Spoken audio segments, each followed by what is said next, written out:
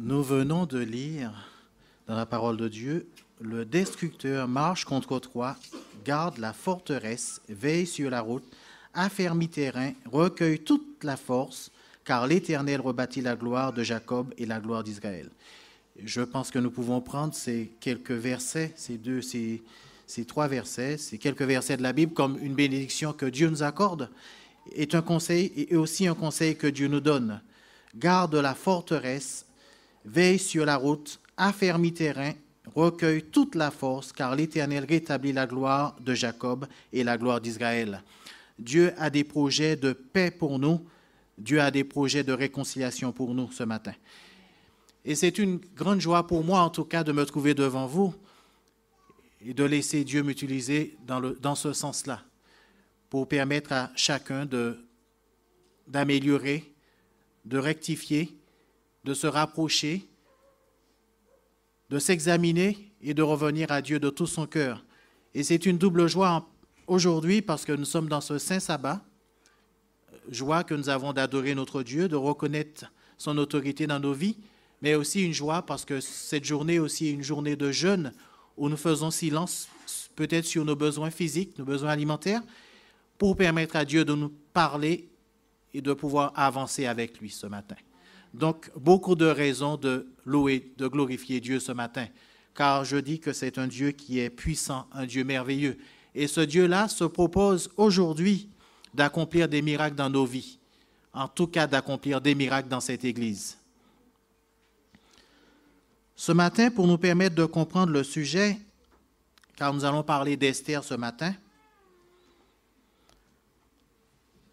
il nous faudrait comprendre le contexte pour parler d'Esther. Alors, quand on parle d'Esther, généralement, on pense souvent au jeûne d'Esther, aux trois jours de jeûne. Mais ce matin, nous allons parler d'Esther, mais nous allons ce matin passer du temps pour essayer de comprendre dans quel esprit, quelles étaient les motivations d'Esther et dans quel esprit, quel est ce jeûne qu'Esther proposait au peuple, dans quel esprit Esther a jeûné finalement. Nous irons ce matin dans le livre d'Esther au chapitre 1er pour essayer de placer le contexte et de voir un petit peu dans quel contexte Esther est arrivée justement à cette position de reine. On nous dit dans le livre d'Esther au chapitre 1er, au verset 1er, c'était du temps d'Assyrus, de cet Assyrus qui régnait depuis l'Inde jusqu'en Éthiopie sur 127 provinces. Et le roi Assyrus était alors assis sur son trône royal à Suse, dans la capitale. La 3e année de son règne, il fit un festin à tous ses princes et à tous ses serviteurs, les commandants de l'armée de Perse et de Mèdes, les grands et les chefs des provinces furent réunis en sa présence. Il montra la splendide richesse de son royaume et l'éclatante magnificence de sa grandeur pendant nombre de jours, pendant 180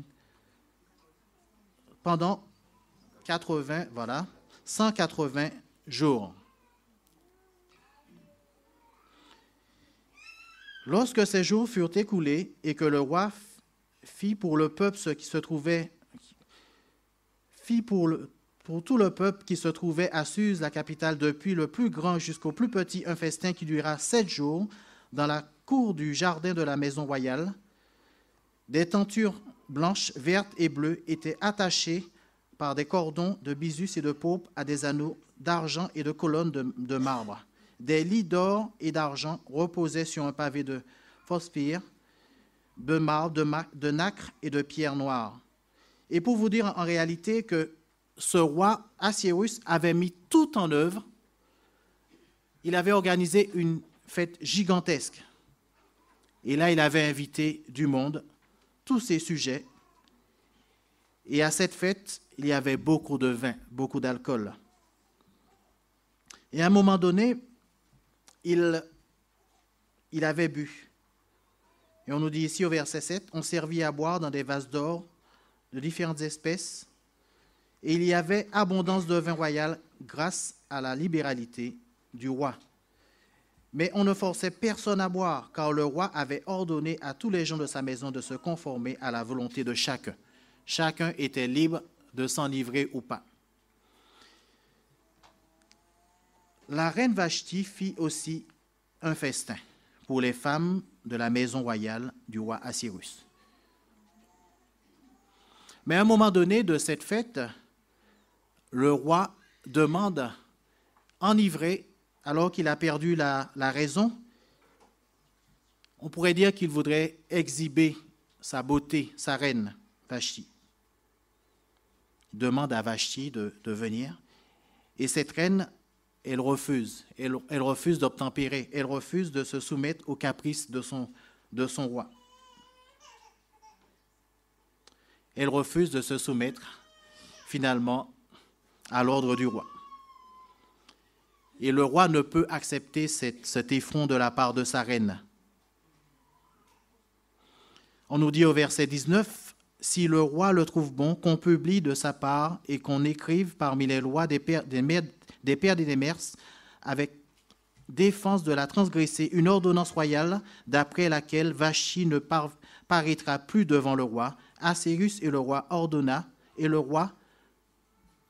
devant le roi Assyrus, et le roi ordonna la dignité de reine à une autre qui soit meilleure qu'elle. »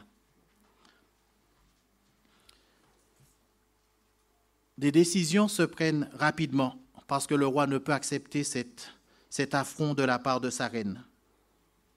Un décret qui met en interdiction à cette reine de pouvoir paraître devant son roi parce qu'elle a refusé de venir montrer, de venir se faire voir par les sujets du roi.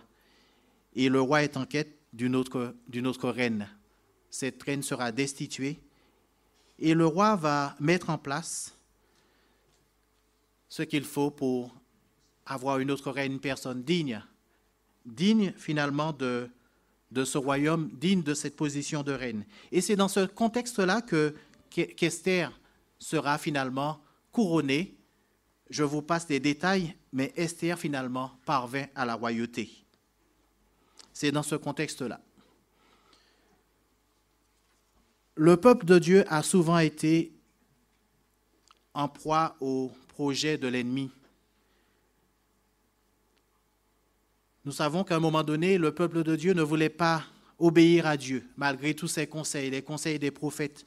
Et qu'est-ce que Dieu a fait? Quand on nous parle de Sédécias, à un moment donné, Dieu a été obligé d'emmener ce peuple-là en déportation, déporter ce peuple en captivité.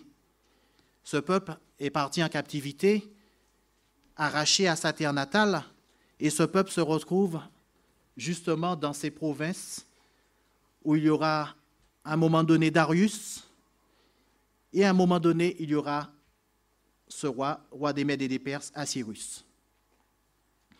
Mais Dieu, dans sa préscience, dans son amour pour ce peuple, Dieu avait déjà parlé, Dieu avait averti. Dieu avait parlé pour mettre en garde son peuple. Des décrets avaient été formulés.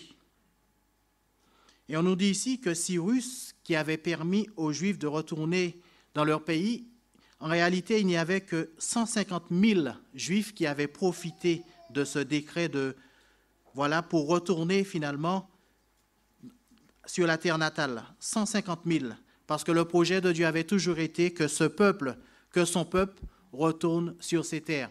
Dieu les avait emmenés en captivité pour les amener à la réflexion, mais le projet de Dieu était que ce peuple retourne à sa terre natale. Et on nous dit ici qu'il y avait 150 000 qui avaient répondu finalement à l'appel de Cyrus. Et il y avait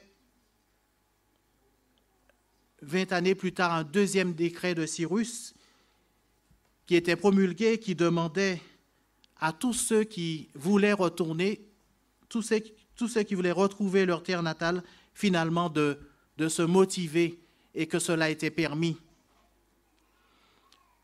On pourrait dire que nous étions dans des temps et Dieu parlait à son peuple dans ces temps-là pour leur dire que vous avez la possibilité, puisque la correction était là et que le peuple semblait prendre conscience, de retourner sur votre terre natale.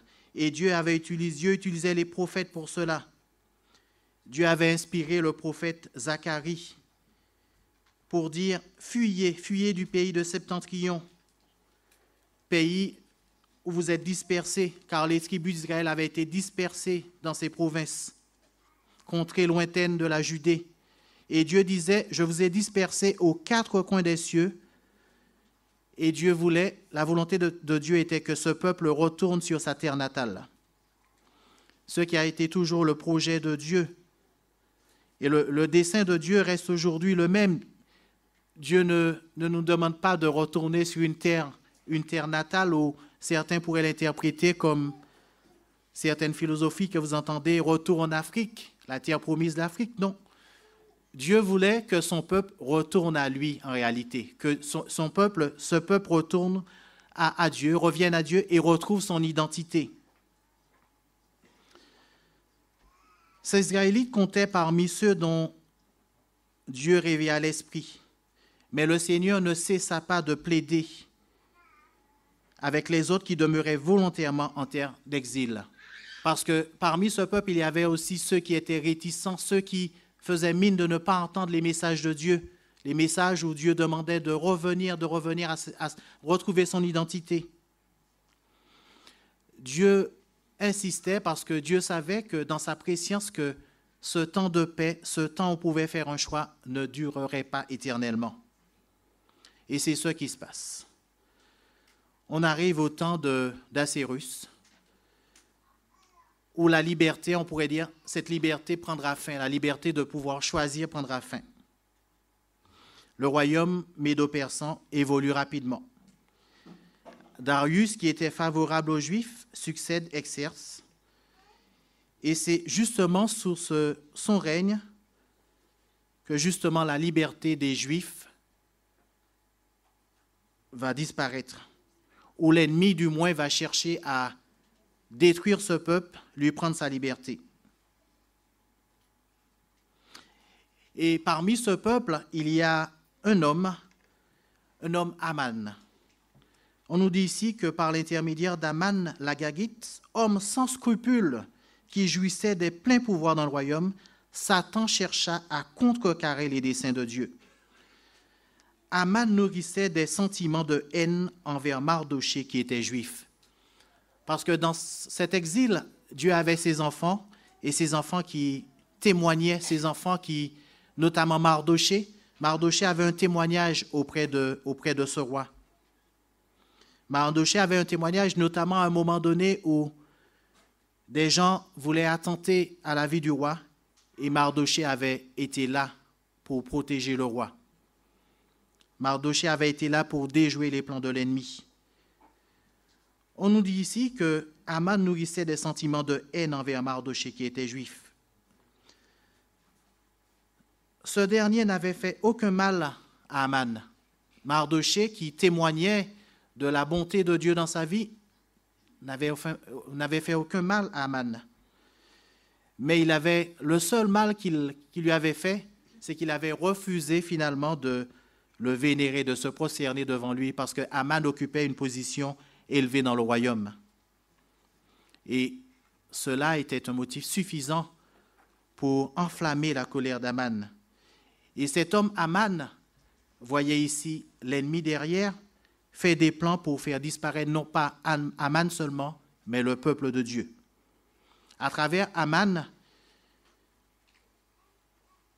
Satan veut agir finalement pour détruire Mardoché, mais aussi détruire tous les Juifs du royaume.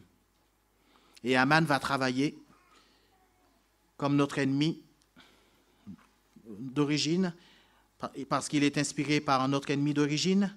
Il va travailler à travers de faux rapports, et finalement il va pousser le roi à publier un édit ordonnant le massacre de tous les Juifs, ce peuple dispersé à part parmi les peuples. Et à travers cet édit, un temps est fixé pour la destruction, pour l'extermination de tous les Juifs et la confiscation de leurs biens. Mais ce roi, notre bon roi, Assyrus, ne se doutait pas du tout, n'avait aucune idée, n'avait ne semblait pas voir à travers les plans de cet homme. Un roi, Aman, avait des plans de destruction, et le roi était loin de se douter de la répercussion de cet édit pourrait avoir s'il était appliqué à la lettre. Satan, l'instigateur secret de ce complot, s'efforçait de débarrasser la terre de ce peuple qui avait conservé la connaissance du vrai Dieu. Et donc, cet édit avait été promulgué dans toutes les provinces, les 127 provinces. Et là, on nous dit ici qu'il y eut une grande désolation. Et nous pouvons reprendre le texte de base, le texte que nous avons lu précédemment. On nous dit ici que quand il y eut, nous allons le reprendre dans Esther au chapitre 3.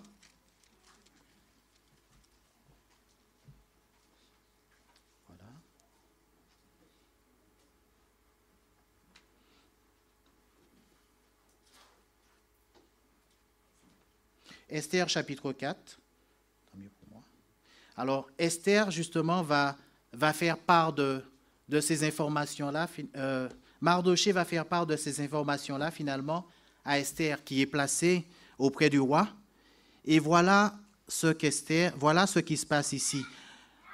Esther, chapitre 4, au verset 10, et nous irons jusqu'au verset 16. On nous dit ici, Esther chargea Attaque d'aller dire à Mardoché. Esther a été avertie par Mardoché, et voilà ce qu'elle répond.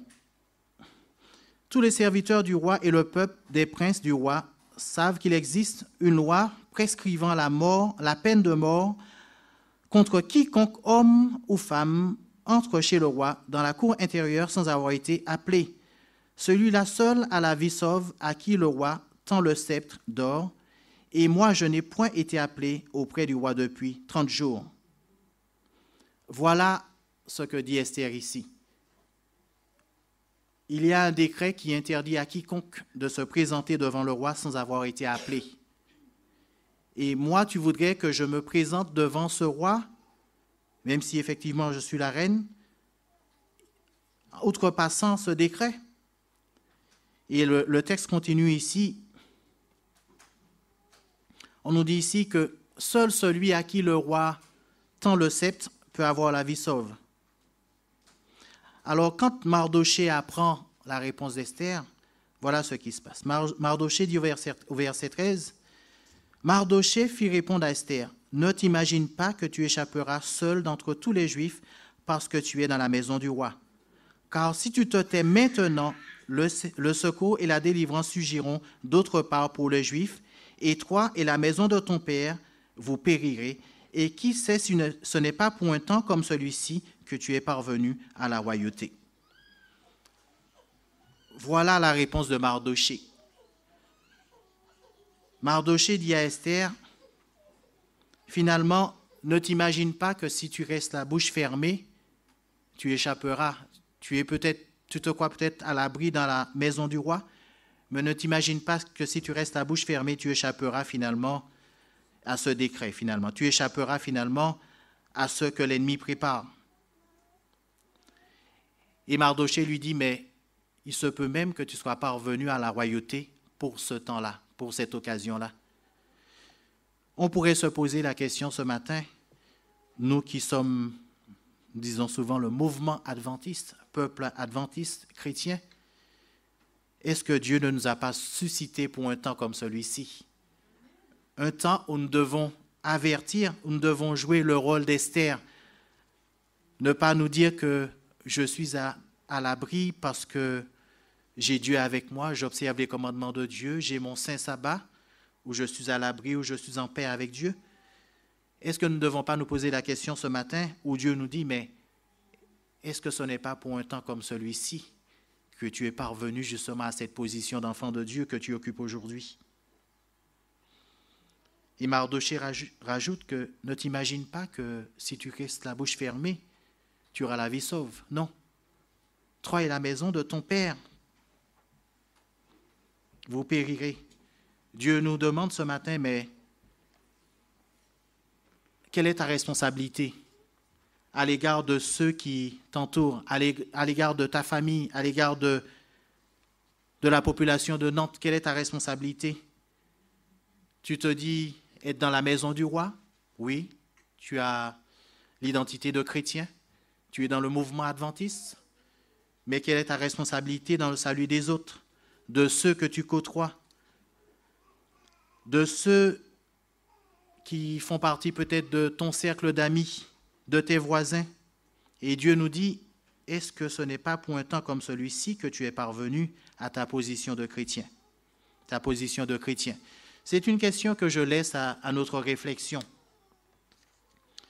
Que je laisse à notre réflexion parce que les choses ne s'arrêtent pas là.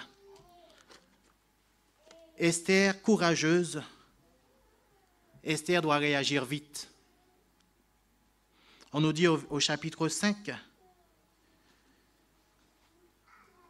et même avant au chapitre 4, au verset 15, on nous dit ici, Esther envoya dire à Mardochée, va, rassemble tous les Juifs qui se trouvent à Suse et jeûnez pour moi sans manger ni boire pendant 3 jours, ni la nuit, ni le jour. Moi aussi, je jeûnerai de même avec mes servantes, puis j'entrerai chez le roi, malgré la loi, et si je dois périr, je périrai. Esther, elle est courageuse. C'est une femme de foi, une femme qui craint Dieu. Mardochée est un homme de foi. Esther prend la mesure de ce qui se trame. Esther déclare un jeûne. Esther envoie ce message et demande à Mardochée de rassembler tous les Juifs, d'envoyer des messages, de faire savoir aux Juifs qu'ils doivent se mettre en jeûne. Alors aujourd'hui, quand on parle du jeûne d'Esther, vous comprendrez avec moi que nous ne sommes pas dans ce jeûne à la lettre, puisque le jeûne d'Esther, il s'agit d'un jeûne de 3 jours. Mais nous pouvons nous poser la question, quelles étaient les motivations d'Esther à travers ce jeûne? Pour répondre à cela, je vous invite à prendre avec moi dans la Bible, dans le livre d'Ésaïe, au chapitre 58.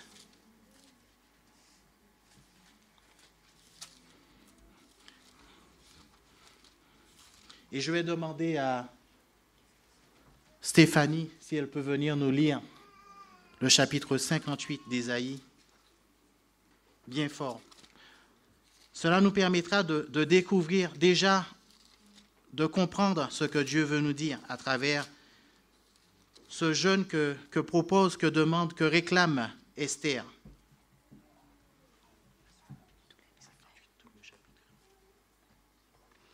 Crie à plein gosier, ne te retiens pas. Élève ta voix comme une trompette et annonce à mon peuple ses iniquités, à la maison de Jacob ses péchés. Tous les jours, ils me cherchent, ils veulent connaître mes voies, comme une nation qui aurait pratiqué la justice et n'aurait pas abandonné la loi de son Dieu. Ils me demandent des arrêts de justice, ils désirent l'approche de Dieu. Que nous sert de jeûner si tu ne le vois pas, de mortifier notre âme si tu n'y as point égard? Voici, le jour de votre jeûne, vous livrez à vos penchants et vous traitez durement tous vos mercenaires. Voici, vous jeûnez pour disputer et vous quereller, pour frapper méchamment du poing. Vous ne jeûnez pas comme le veut ce jour, pour que votre voix soit entendue en haut. Est-ce là le jeûne auquel je prends plaisir, un jour où l'homme humilie son âme, courber la tête comme un jonc et se coucher sur le sac et la cendre? Est-ce là ce que tu appelleras un jeûne, un jour agréable à l'Éternel? Voici le jeûne auquel je prends plaisir. Détache les chaînes de la méchanceté, dénoue les liens de la servitude, renvoie libres les opprimés, et que l'on rompe toute espèce de joug. Partage ton pain avec celui qui a faim, et fais entrer dans ta maison les malheureux sans asile. Si tu vois un homme nu, couvre-le, et ne te détourne pas de ton semblable. Alors la lumière poindra comme l'aurore, et la guérison germera promptement. Ta justice marchera devant toi, et la gloire de l'Éternel t'accompagnera. Alors tu appelleras, et l'Éternel répondra. Tu crieras, et il dira, me voici. Si tu éloignes du milieu de toi le joug, les gestes menaçants et les discours injurieux, si tu donnes ta propre subsistance à celui qui a faim, si tu rassasies l'âme indigente, ta lumière se lèvera sur l'obscurité, et les ténèbres seront comme le midi. L'Éternel sera toujours ton guide, il rassasiera ton âme dans les lieux arides, et il redonnera de la vigueur à tes membres. Tu seras comme un jardin arrosé, comme une source dont les eaux ne tarissent pas. Les tiens rebâtiront sur d'anciennes ruines, tu relèveras des fondements antiques, on t'appellera réparateur des brèches, celui qui restaure les chemins, qui rend le pays habitable.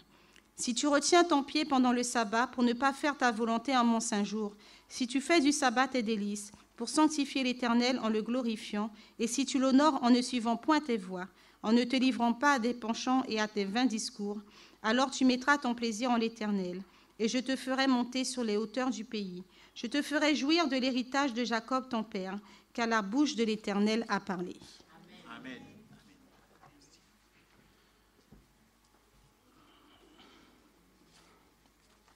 À travers ce jeûne, que demandait finalement Esther au peuple? Nous avons à travers le Ésaïe 58 déjà une approche de ce que l'Éternel demandait à chacun. L'Éternel demandait à chacun de faire une introspection de sa relation avec Dieu, de son identité. Rappelez-vous que ce peuple qui était emmené en captivité, entouré de gens différents, ayant des influences différentes, ce peuple était en proie à perdre son identité. Et aujourd'hui, c'est peut-être là notre problème. Nous sommes placés dans un monde où nous devons témoigner de ce que nous sommes. Et nous sommes souvent en proie à perdre notre identité, à faire des compromis dans notre relation avec Dieu. Et ainsi, Esther demandait au peuple une introspection profonde de son identité, de sa situation. Ce jeune Esther, on nous dit ici que Esther, elle était elle-même active dans ce jeûne parce qu'elle connaissait, elle voyait la crise, elle sentait, elle voyait bien ce qui se tramait. Esther avait à faire face à une crise telle qu'il fallait prendre une décision rapide, mais elle savait, ainsi que Mardochée, que si Dieu n'intervenait pas puissamment en leur faveur, leur démarche resterait vaine. Esther passa donc une grande partie de son temps en communion avec Dieu d'une manière toute particulière dans le jeûne. Aujourd'hui, nous savons pertinemment que nous ne sommes pas sauvés par ce que nous faisons. Nous ne devons pas nous tromper et nous dire que je jeûne, je fais de bonnes œuvres et que je suis bien vu par Dieu. Non. Dieu nous demande de venir ici et de nous interroger sur notre propre relation. Quelle est la nature de notre relation? Est-ce que nous n'avons pas un christianisme de façade? Est-ce que nous ne sommes pas là pour occuper une place sans être vraiment là dans notre rôle de chrétien? Esther poussait le peuple finalement à cette introspection profonde. Et donc, elle ordonna ce jeûne qui a été suivi finalement. Et je peux vous dire que quand je vous lisais précédemment, dans la une, qu'il y a des bénédictions pour nous, parce qu'au temps d'Esther, il y a eu des bénédictions. Esther était dans ce jeûne, mais Dieu travaillait. Dieu travaillait puissamment parce que, alors qu'Esther était dans ce jeûne, l'ennemi qui croyait avoir le dessus faisait des plans finalement. Et Aman faisait des plans pour détruire le peuple. Et figurez-vous qu'Aman, Esther on pourrait la dire, va la jouer fine, pour employer un langage que vous connaissez mieux que moi. Esther va préparer un festin à son roi. Et là, Esther va aussi inviter Aman pour l'informer déjà de ce festin, lui dire que oui, il y aura un festin et ta présence est obligatoire à ce festin. Tu es quelqu'un, tu as une place dans ce royaume, il faut que tu sois à ce festin aussi. Aman fait des plans. Aman fait des plans et finalement, il se dit que il y a quelqu'un qui me gêne, c'est Mardochée. Je dois le faire disparaître. Et avec toute sa maison, il en parle. Et quand il est en présence d'Assyrus, il perd le contrôle, il n'est plus lui-même. Il s'encense lui-même finalement. Et là, il fait des plans pour faire tomber Mardochée. Mais qu'est-ce qui se passe? Les choses ne s'arrêtent pas là. Dieu va parler. Dieu va lui-même parler finalement à notre roi. Dieu va lui parler et Dieu va lui montrer finalement la situation. On nous dit ici au chapitre 6, que je vous invite à prendre avec moi, chapitre 6 d'Esther.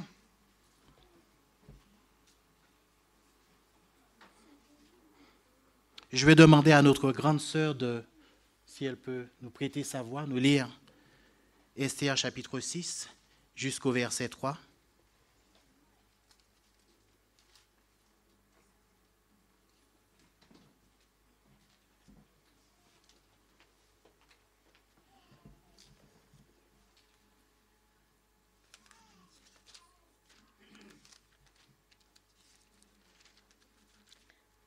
Un à toi. Cette nuit-là, le roi ne put pas dormir et il se fit apporter le livre des annales, les chroniques. On les lui lut devant le roi. Et on trouva écrit ce que Mardochée avait relevé au sujet de Bigtan et de Térash, les deux eunuques du roi, garde du seuil, qui avaient voulu porter la main sur le roi Assuérus. Le roi dit: quelle marque de distinction et d'honneur Mardochée a-t-il reçu pour cela? Il n'a rien reçu, répondirent-ils ceux qui le servaient. Alors le roi dit: qui est dans la cour? Aman était venu dans la cour extérieure de la maison du roi pour demander au roi de faire pendre Mardochée au bois qu'il avait préparé pour lui.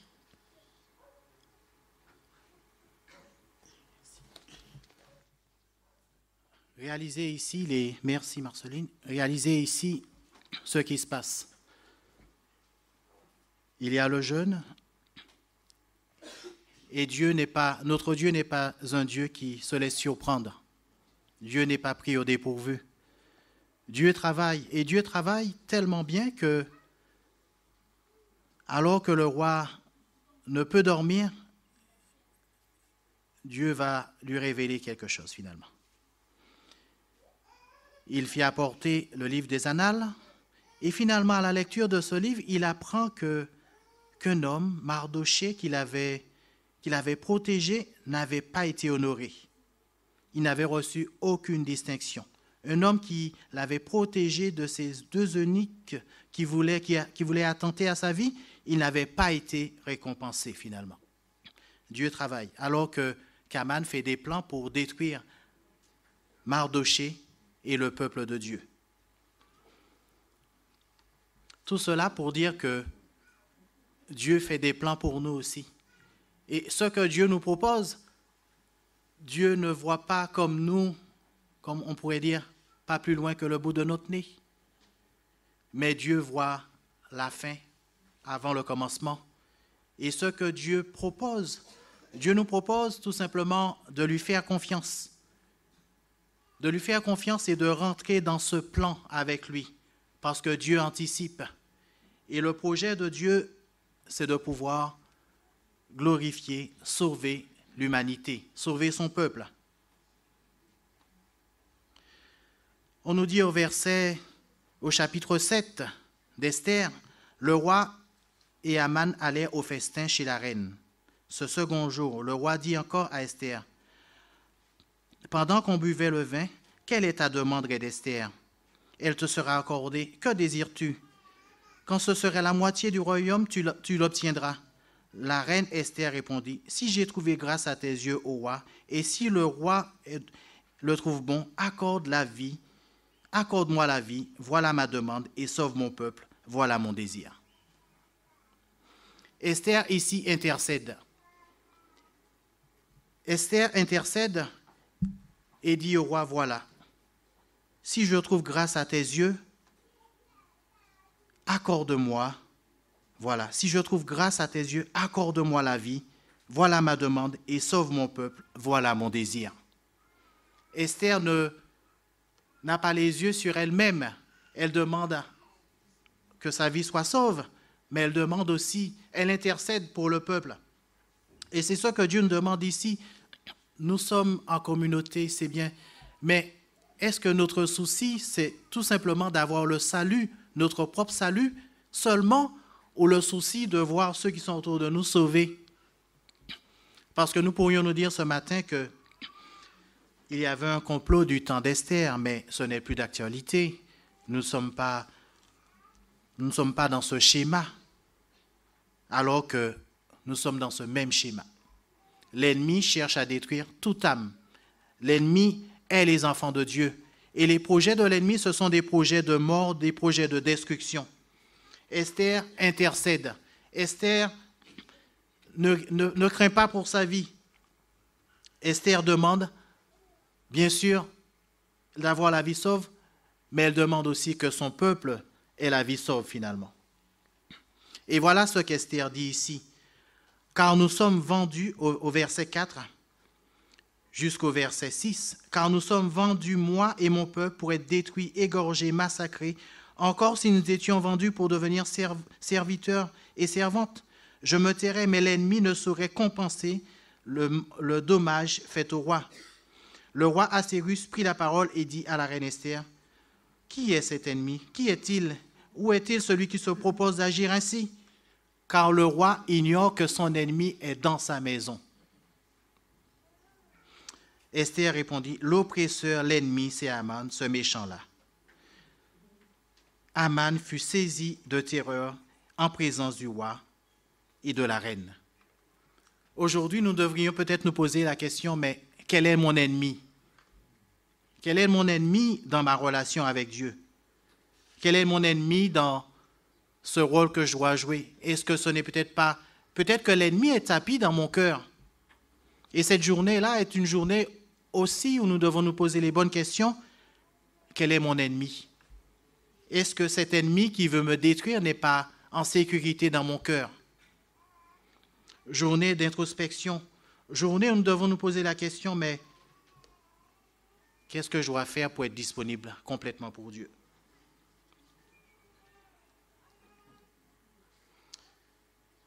Nous connaissons la suite de l'histoire, parce que nous voyons qu'Aman, finalement, celui qui voulait détruire les enfants de Dieu, eh bien, il sera pendu, toute sa famille. Aman, Mardoché sera récompensé, réhabilité. Mardoché aura des répercussions sur le peuple, au point où, quand on parle de Mardoché, quand on parle de ce qui s'est passé, et finalement, nous allons au chapitre 8, au verset 17. On nous dit ici, dans cette province et dans chaque ville, partout où arrivait l'ordre du roi et son édit, parce que ce qui ne pouvait être changé, il y avait un décret que le roi ne pouvait révoquer. Pour dire ce matin que, quelles que soient les décisions que l'ennemi prend à votre sujet, rien n'est impossible à Dieu. Dieu peut tout renverser. C'est Dieu qui décide. Il n'y a pas de situation définitive pour Dieu. C'est Dieu qui fait. Si ce matin, Dieu vous dit, tu as la victoire, tu as la victoire. Amen. Et l'ennemi pourrait vous dire, non, tu es là, je te tiens. Dieu te dit ce matin, tu as la victoire. Réalisez ce qui se passe ici. On nous dit au verset 17, dans chaque province et dans chaque ville, partout où arrivait l'ordre du roi et de son édit, il y avait parmi des Juifs de la joie, de l'allégresse, des festins et des fêtes, et beaucoup de gens d'entre les peuples du pays se firent juifs, car la crainte des Juifs les avait saisis. Mes amis, mes chers frères et sœurs, on nous dit ici que « et beaucoup de gens d'entre les peuples du pays se firent juifs ». Qu'est-ce que cela veut dire? Qu'est-ce que cela veut dire? Conversion. Le témoignage était tellement puissant que des gens qui ont observé le peuple de Dieu ont voulu cette identité de chrétien, ont voulu cette identité de juif, puisque c'était les juifs qui jouaient ce rôle-là à cette époque. Les gens, par le témoignage, les gens ont accepté le message. Les gens, finalement, et beaucoup de gens d'entre le peuple du pays se firent juifs, et la crainte des Juifs les avait, parce que la crainte des Juifs les avait saisis. Aujourd'hui, quand on parle de crainte ici, ne voyez pas la peur. Quel est notre témoignage? Est-ce que notre témoignage est suffisamment puissant pour saisir les gens et leur donner envie de choisir, de désirer notre identité de chrétien? Cette journée de jeûne est aussi l'occasion pour nous de nous remettre en question par rapport à notre témoignage. En ce matin, Dieu voudrait que nous soyons conscients de notre identité, de ce rôle que nous avons à jouer. Et s'il faut passer par des jeûnes pour que nous prenions conscience de cette identité, oui, c'est la volonté de Dieu.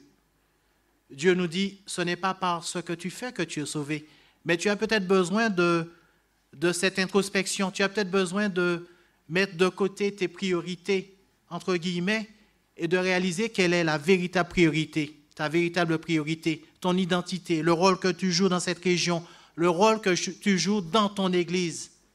Dieu voudrait ce matin que chacun soit conscient de son identité. Dieu voudrait que cette journée qui n'est pas terminée, cette journée de jeûne soit une journée où chacun peut faire le point avec Dieu, sur son engagement avec Dieu, sur l'unité de l'Église, sur beaucoup d'autres points encore, des divergences qui ne devraient pas exister entre nous. Dieu voudrait que chacun prenne la mesure de ce temps que nous traversons pour que chacun revête son identité. Amen.